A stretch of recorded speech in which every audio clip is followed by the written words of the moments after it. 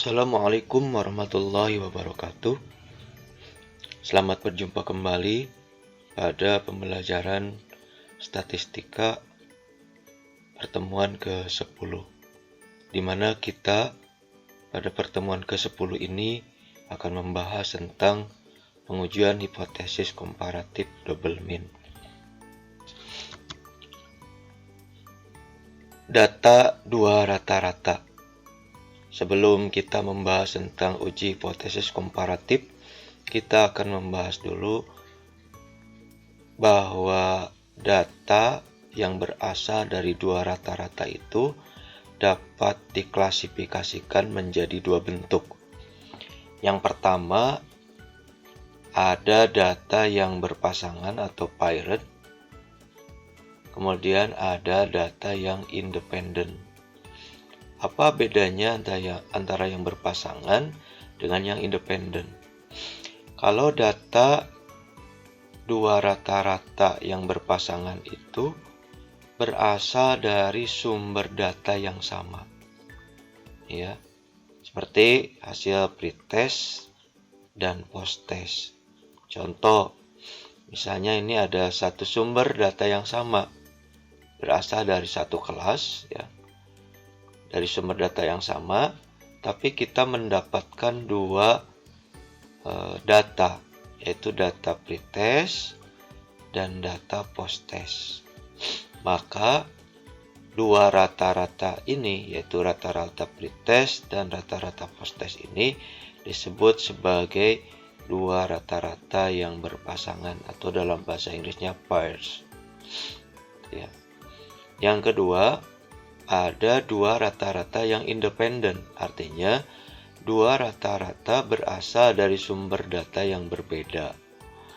Nah, seperti hasil belajar kelas eksperimen dan kelas kontrol. Berarti sumber data satu ini berasal dari kelas A misalnya, sebagai kelas eksperimen. Kemudian sumber data kedua berasal dari kelas B, ini sebagai kelas kontrolnya. Di sini ada dua rata-rata, yaitu rata-rata kelas eksperimen dan rata-rata kelas kontrol. Dan dua rata-rata tersebut berasal dari sumber data yang berbeda. Ini disebut sebagai dua rata-rata yang independen.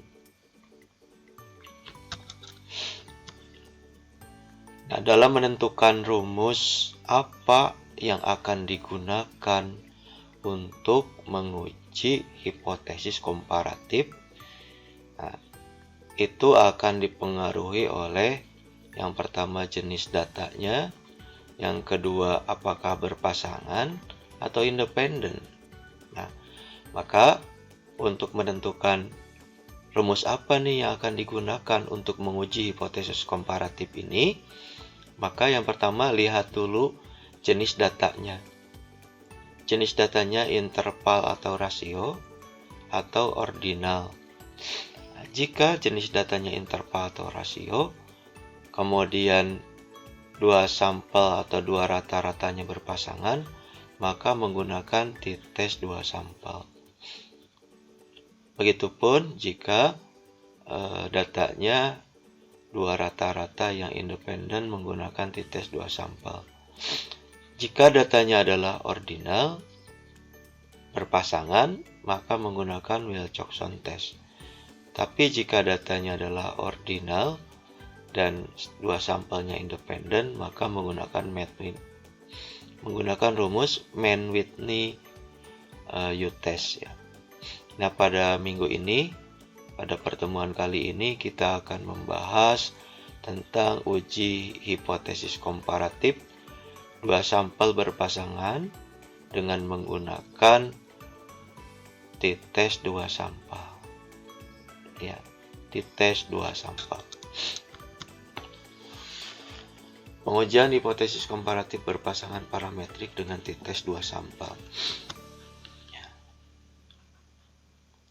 Rumus yang digunakan untuk menguji hipotesis komparatif dua sampel berpasangan dengan jenis data interval rasio, yaitu T sama dengan X bar 1 dikurangi X bar 2 per akar S1 kuadrat per N1 ditambah S2 kuadrat per N2 dikurangi 2R dikali S1 per akar N1 dikali S2 per akar N2. Notasi-notasi dari rumus tersebut, T menunjukkan nilai T hitung, X bar 1 rata-rata sampel pertama, X bar 2 rata-rata sampel kedua, S1 simpangan baku sampel ke-1, S2 simpangan baku sampel kedua, S1 kuadrat varian sampel 1, S2 kuadrat varian sampel 2, N1 jumlah anggota sampel 1, N2 jumlah anggota sampel 2, R korelasi antara dua sampel. Contoh, seorang guru ingin mengetahui apakah terdapat perbedaan antara hasil belajar siswa sebelum dan setelah menggunakan metode jigsaw. Dari 25 siswa yang dipilih secara random, diperoleh data seperti tabel di samping.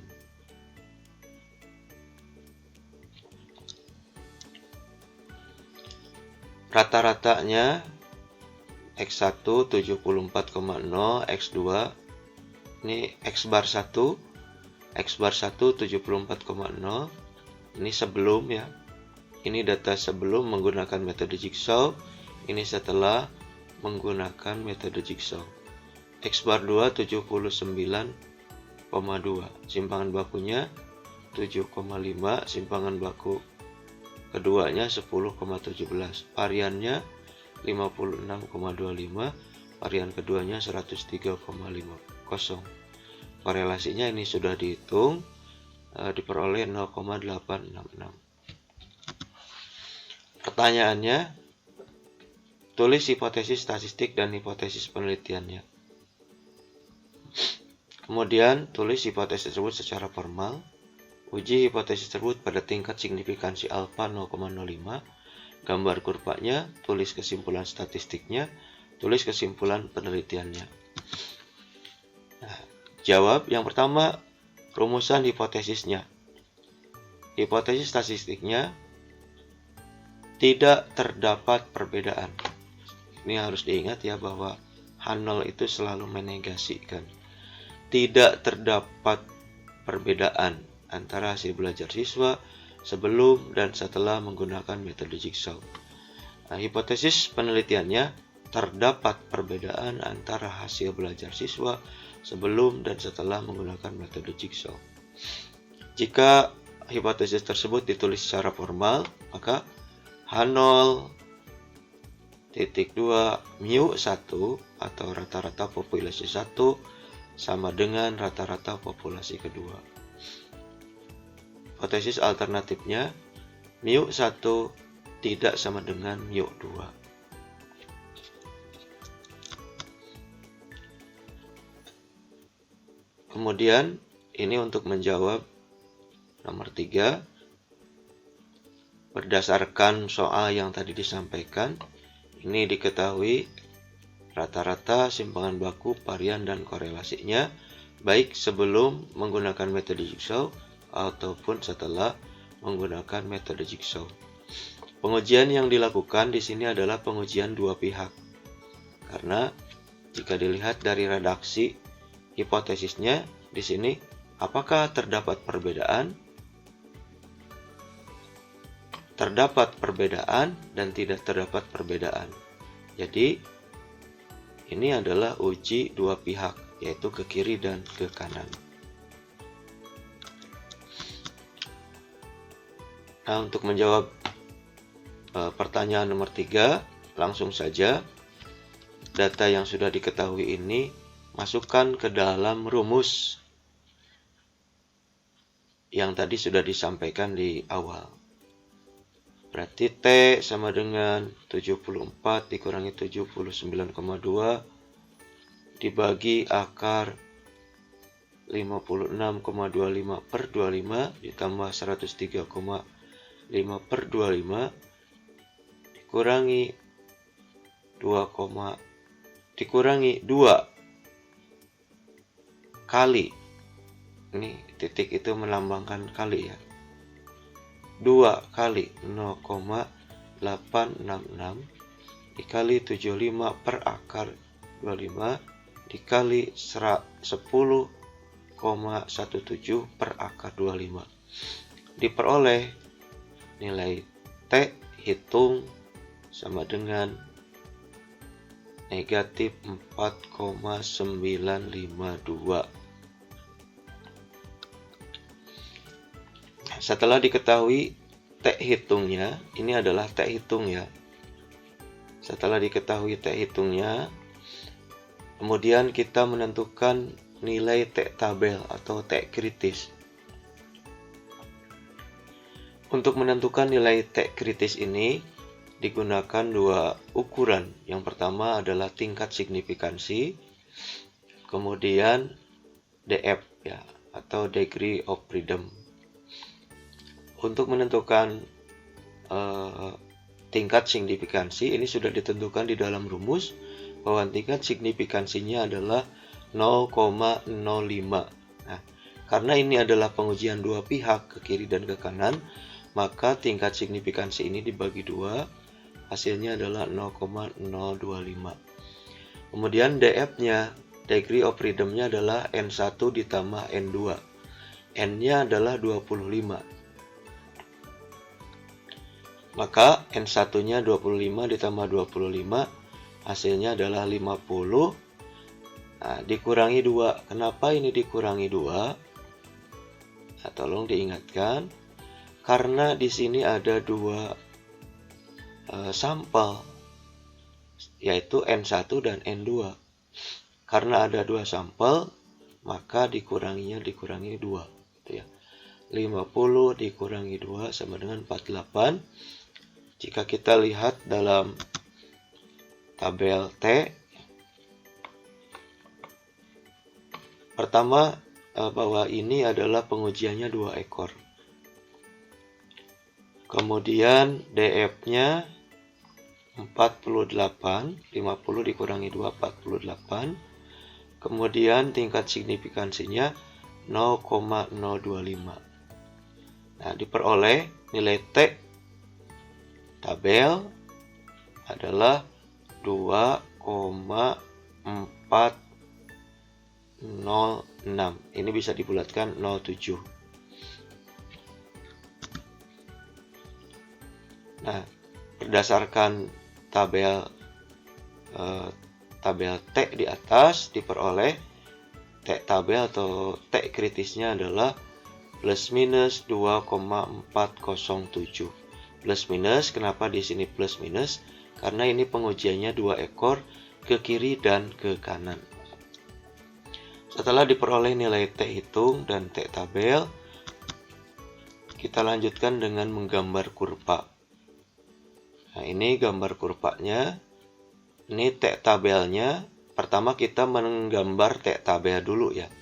T tabelnya plus minus 2,407. Kita perkirakan misalnya plus 2407 di titik ini. Kemudian negatif 2,407 ada di titik ini. Kemudian kita tarik garis ke atas, kemudian kita arsir ya. Kita arsir. Ini juga sama, kita arsir. Nah, daerah yang diarsir ini adalah daerah penolakan H0. Yang ini sama, di sebelah kiri adalah daerah penolakan H0. Daerah yang tidak diarsir ini adalah daerah penerimaan H0. Kemudian setelah menggambar atau menentukan posisi T tabel, kemudian kita menentukan posisi T hitung. Nah, posisi T hitung yaitu negatif 4,92. Kalau ini adalah 0, kemudian di sini 2, maka 4 diperkirakan posisinya ada di sini. Kita hitung negatif 4,92. Nah, berarti jika kita lihat tabel ini, posisi T hitung itu berada di daerah penolakan H0. karena dia berada di daerah yang diarsir ini posisinya. Nah, kesimpulan statistiknya, berdasarkan kurva, T hitung negatif 4,92 berada di sebelah kiri, lebih kecil dari T tabel negatif 2,407, maka berada pada daerah penolakan H0, maka kesimpulan statistiknya H0 ditolak dan HA diterima. Kesimpulan penelitiannya, asumsi bahwa tidak terdapat perbedaan, di garis bawah ini, tidak terdapat perbedaan antara hasil belajar siswa sebelum dan setelah menggunakan metode jigsaw ditolak pada alfa 0,05. Dengan demikian, terdapat perbedaan antara hasil belajar siswa sebelum dan setelah menggunakan metode jigsaw pada alfa 0,05. Nah, sekarang kita akan mencoba contoh yang kedua. Kalau yang pertama tadi uji 2 ekor ke kiri dan ke kanan, maka contoh yang kedua ini akan mencoba menggunakan uji 1 ekor. Nah, seorang guru ingin mengetahui apakah kemampuan berpikir kritis siswa setelah belajar dengan menggunakan metode diskusi lebih baik dibanding sebelum menggunakan metode diskusi. Jadi ada seorang guru menggunakan metode diskusi. Kemudian dia ingin mengetahui apakah dengan menggunakan metode diskusi ini siswa kemampuan berpikir kritisnya menjadi lebih baik? Itu pertanyaan yang diajukan oleh guru tersebut. Nah, dari 12 siswa yang dipilih secara random diperoleh data seperti pada tabel di samping. Silahkan dilihat ya. Pertama, ini data sebelum menggunakan metode diskusi, dan kolom ini adalah data setelah menggunakan metode diskusi. Ini rata-ratanya, ini simpangan bakunya, ini variannya, dan ini korelasinya. Semua data ini, kalau berasal dari data mentah, semuanya harus dihitung ya. Kebetulan ini datanya sudah dihitung dan kalian tinggal memasukkan saja ke dalam rumus. Tetapi kalau kita memperoleh datanya data mentah, artinya data yang langsung diperoleh dari lapangan, maka kita harus menghitung dulu rata-ratanya, menghitung dulu simpangan bakunya, menghitung variannya, kemudian menghitung korelasi antara sebelum dan setelah menggunakan metode diskusi. Jadi nanti menghitung korelasi data sebelum dan data setelah menggunakan metode diskusi. Ini pertanyaannya sudah biasa ya. Yang pertama, tulis hipotesisnya, pernyataan hipotesisnya, kemudian tulis hipotesis secara formal, kemudian uji hipotesis tersebut pada signifikansi 0,05%, gambar kurvanya, tulis kesimpulan statistiknya, kemudian tulis kesimpulan penelitiannya. Untuk menjawab pertanyaan tersebut, pertama kita merumuskan hipotesisnya. Pernyataan guru yang menyatakan bahwa setelah menggunakan metode diskusi, kemampuan berpikir kritis siswa lebih baik dibanding sebelum menggunakan metode diskusi, itu menjadi hipotesis penelitian. Ya, itu menjadi hipotesis penelitian. Di sini redaksinya, rata-rata kemampuan berpikir kritis siswa setelah belajar dengan menggunakan metode diskusi atau mu2 itu lebih baik dibanding sebelum menggunakan metode diskusi. Sementara hipotesis nolnya atau hipotesis statistiknya, rata-rata kemampuan berpikir kritis siswa setelah belajar dengan menggunakan metode diskusi tidak lebih baik. Ini adalah kata-kata tidak lebih baik ya. Atau kalau tidak lebih baik berarti lebih kecil atau sama dengan dibandingkan sebelum menggunakan metode diskusi atau mu1, maaf. Secara formal, hipotesis tersebut dapat ditulis H0,2 mu2 lebih kecil atau sama dengan mu1. Hipotesis alternatifnya mu2 lebih besar daripada mu1. Nah, berdasarkan dari soal yang disampaikan di awal, diperoleh data-data seperti yang tertera pada tabel pada slide ini. Nah, jika kita memperoleh datanya adalah data mentah, soalnya misalnya menyatakan tentang data-data yang belum diolah, maka kita harus menghitung dulu rata-ratanya. Kemudian harus menghitung dulu simpangan bakunya, menghitung dulu variannya, kemudian menghitung korelasi atau hubungan antara data sebelum dengan data setelah. Begitu ya. Kebetulan Bapak ini sengaja menyampaikan data-data yang sudah dihitung untuk mempermudah dalam proses penghitungan. Jadi kalau kita datanya yang diperoleh data mentah, maka kita harus menghitung dulu data-data yang ada di sini. Pada soal ini, pengujian hipotesisnya adalah pengujian hipotesis satu pihak ke kanan. Data-data yang sudah diperoleh tinggal masukkan ke dalam rumus, dan setelah dihitung, diperoleh nilai T hitungnya adalah negatif 2,564.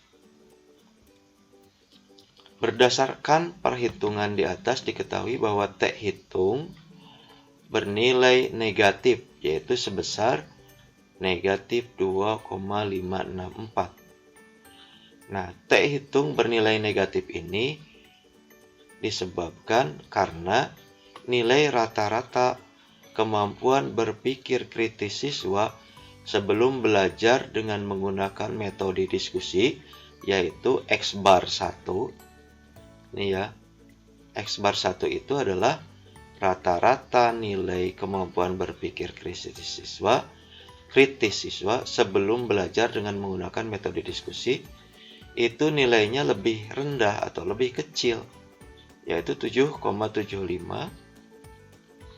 jika dibandingkan dengan rata-rata nilai kemampuan berpikir kritis siswa sesudah belajar dengan menggunakan metode diskusi, yaitu X bar 2 yang nilainya adalah 8,25.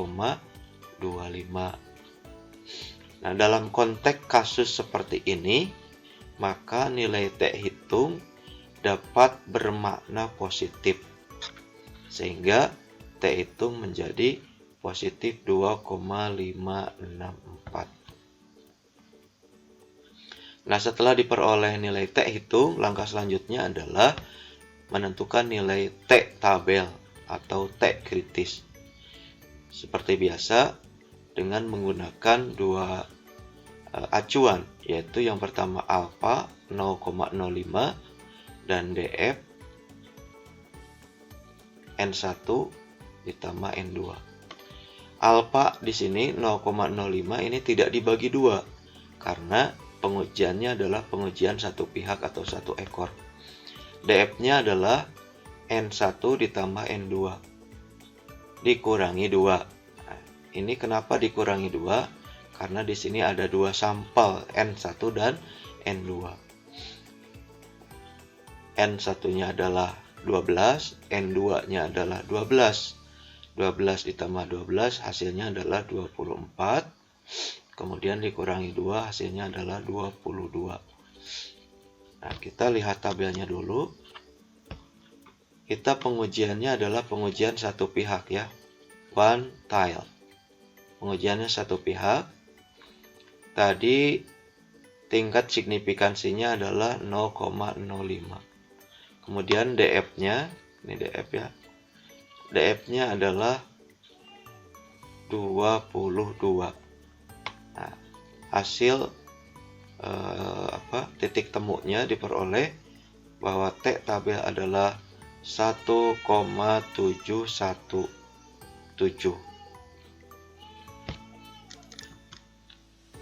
diperoleh T tabel atau T kritis, yaitu plus 1,717. Setelah itu kita tinggal gambar kurvanya. Yang pertama kali kita gambar adalah yang pertama kali kita tentukan adalah posisi T tabel. T tabelnya adalah plus 1,717. Kita perkirakan titiknya ada di sini ya. Ini 0. Berarti ke arah kanan posisinya diperkirakan ada di sini. Setelah kita menentukan posisi T tabel, selanjutnya kita tarik garis ke atas ya. Tarik garis ke atas, setelah tarik garis ke atas kemudian arsir wilayah yang ada di sebelah kanan garis. Nah, setelah diarsir, kemudian kita menentukan posisi T hitung. T hitungnya tadi plus atau 2,564 ya. Plus 2,564. Karena ini posisinya 1,7, berarti kalau 2,5 diperkirakan berada di sebelah kanan T tabel. Jadi posisi T hitung ini kan 2 ya, sementara ini 1. Nah, berarti ada di sebelah kanan dari T tabel. Kita perkirakan posisinya di sini. Nah, daerah yang diarsir ini adalah daerah penolakan H0. Daerah yang tidak diarsir ini adalah penerimaan H0. Berarti karena T hitung berada pada daerah yang diarsir ini, berarti T hitung berada pada daerah penolakan H0. Berdasarkan kurva di atas, T hitung yaitu plus 2,564 lebih besar dari T tabel plus 1,717. Maka T hitung berada pada daerah penolakan H0. Oleh karena itu, kesimpulan statistiknya H0 ditolak dan HA diterima. H0 ditolak dan HA diterima. Karena tadi T hitungnya berada pada daerah penolakan H0. Ini T hitung ada pada daerah penolakan H0.